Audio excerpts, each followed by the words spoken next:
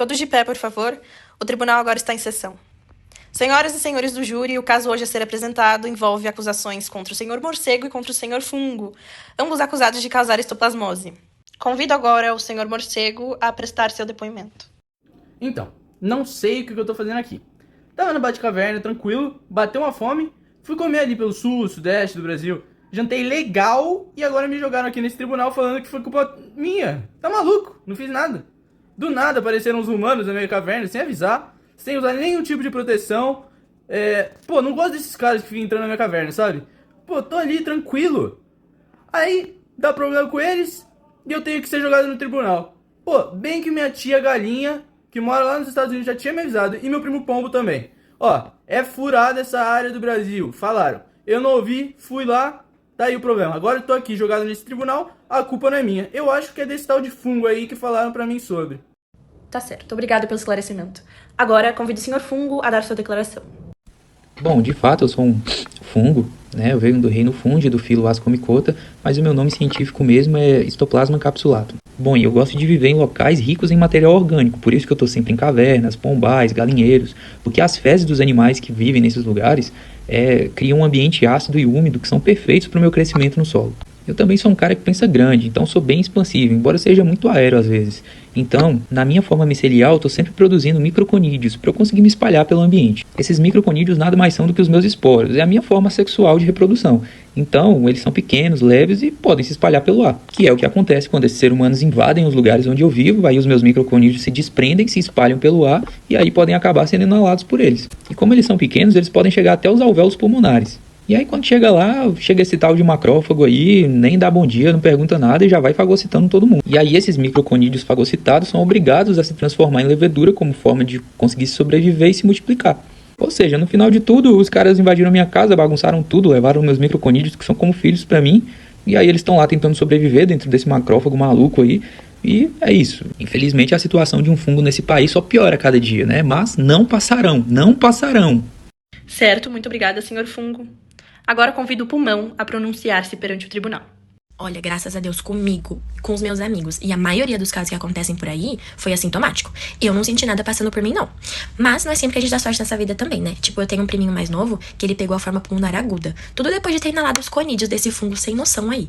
Aí o que aconteceu? Ele ficou com um infiltrado, uns micronódulos e teve até aumento de linfonodos na raiz, quase perto dos brônquios dele. E a minha avó, gente, coitada, a situação foi crônica. O que aconteceu?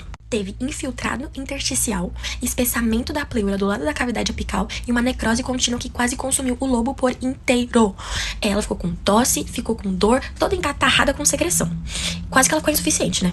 E aí ela ficou morrendo de medo, porque a amiga dela, ela ficou com esses micronódulos e aí depois eles coalesceram e aí formaram uma necrose caseosa que durou meses. Obrigada. Agora peço a atenção de todos para que ouçamos as testemunhas do caso, o senhor Macrófago e o senhor Linfócito. Por favor, senhor Macrófago.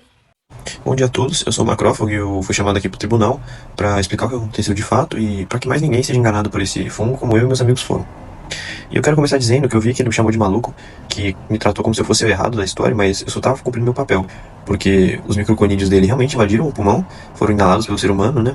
E eu não podia ficar olhando sem fazer nada, porque eu sou parte da resposta imune inata, e então eu sou a linha de defesa primária contra esses invasores.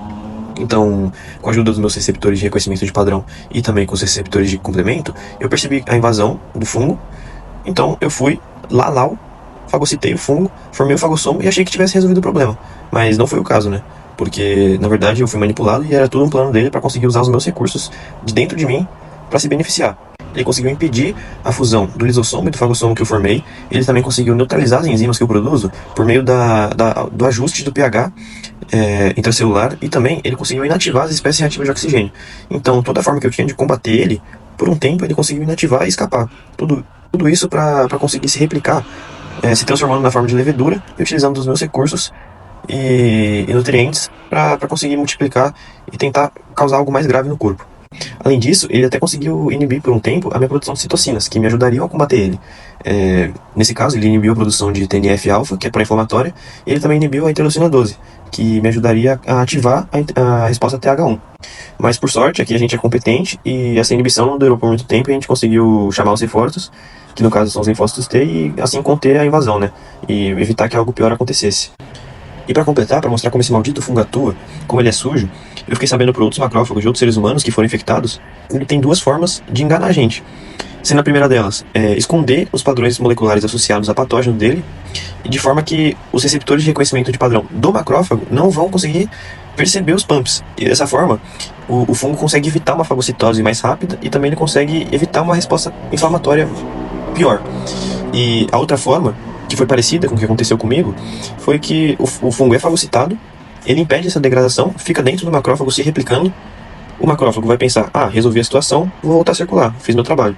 Ele volta para a corrente sanguínea e o fungo, na verdade, está vivo, só esperando o momento certo para induzir a apoptose desse macrófago e, tal qual um cavalo de Troia, se liberar na corrente sanguínea e causar uma infecção disseminada. E é por esses motivos que eu acho que está mais que na hora desse fungo ser julgado e ser sentenciado a uma pena severa, porque ele já causou muitos danos. Agradeço o esclarecimento. Agora convido o Sr. Linfócito a oferecer seu testemunho. Muito bom dia a todos. Eu venho aqui hoje para relatar os fatos da invasão do nosso réu. Primeiramente, eu vou me apresentar. Eu sou um linfócito TCD4. Sou especializado na imunidade celular. Fui criado para proteger esse lugar, basicamente. Eu estava lá no RH tomando um cafezinho quando esse histoplasma capsulatum entrou nas vias aéreas. E como meu subordinado ele já disse antes, ele entrou sorrateiramente, escondido nos esporos do ar. Aí os macrófagos até tentaram resolver, né? Engoliram ele, mas esse fungo não dá. Esse fungo foi ardiloso. Ele sobreviveu dentro dele, se multiplicou e transformou os meus macrófagos, que deviam ser os protetores, em incubadoras. E é nesse momento que eu fui chamado. A interleucina 12 foi liberada pelos macrófagos, o que ativou a minha linhagem TH1. E eu, como todo linfócito T, fui para o local de conflito. Lá eu liberei o interferon gama para ativar os macrófagos por completo, formando assim os granulomas. E sim, eu sei que isso gera lesão tecidual. Pode inflamar, pode doer, mas não tem outra opção. Sem a minha ação, o histoplasma ele se espalha. E aí do pulmão ele vai para o fígado, para o baço e até para a medula. E aí vira histoplasmose disseminada. E isso não é nada bonito de se ver. Portanto, a minha função é clara: coordenar a resposta imune.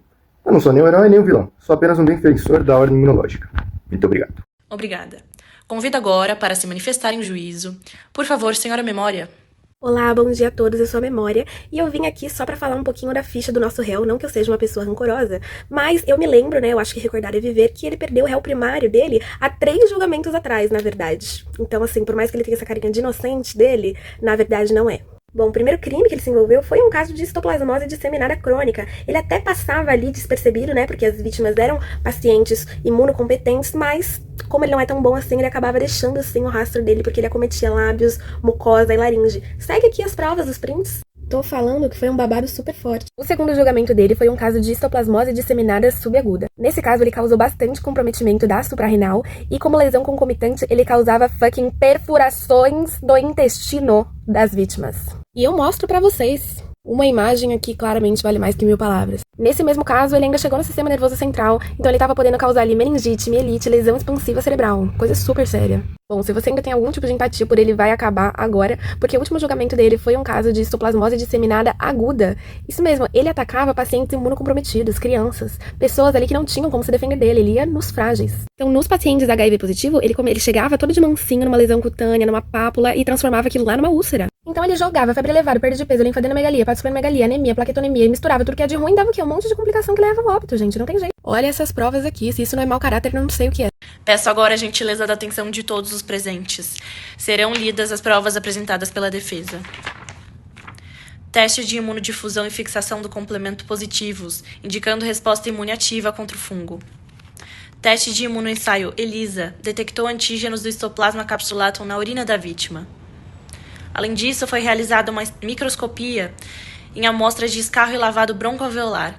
Após a coloração de EMSA, foram observadas leveduras intracelulares pequenas com gemulação estreita dentro dos macrófagos, característica típica do histoplasma capsulatum. Silêncio no tribunal.